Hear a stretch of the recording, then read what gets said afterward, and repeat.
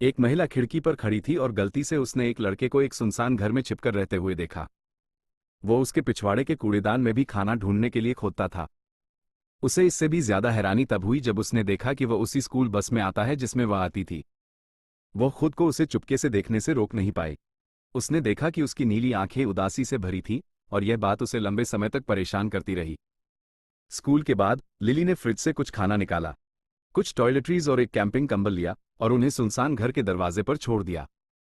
उसने धीरे से खटखटाया, फिर जल्दी से एक बड़े पेड़ के पीछे छिप गई, लेकिन लड़के ने उसे पहले ही देख लिया था। अगली सुबह वो बस स्टॉप पर जल्दी पहुंच गया। बस में लिली ने उससे पूछा कि वह उस टूटे हुए घर में क्यों छिपा हुआ था। लिली को उस पर तरस आया। उसने कहा कि वह उसके घर आकर नहा सकता है और अपने कपड़े धो सकता है। उस समय लिली को कोई अंदाजा नहीं था कि यह बेघर लड़का जिसकी उसने मदद की थी, एक दिन उसकी जान बचाने वाला बनेगा।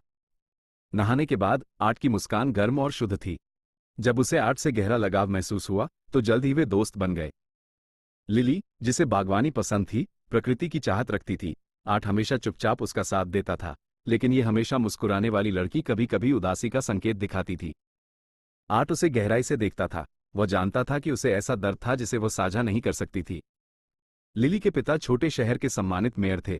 वो 10 से अधिक वर्षों से अपनी मां के साथ खुशी से शादीशुदा लग रहे थे, लेकिन केवल बेटी ही जानती थी कि उसकी मां ने सालों तक उनके दुर्व्यवहार का सामना किया था।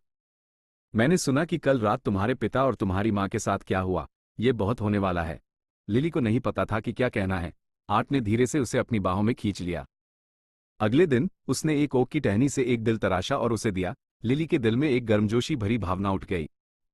दो दिल जिन्होंने दुख झेला था, आखिरकार एक दूसरे में सांत्वना पाई। लेकिन इससे उनके सहपाठियों से गपशप शुरू हो गई।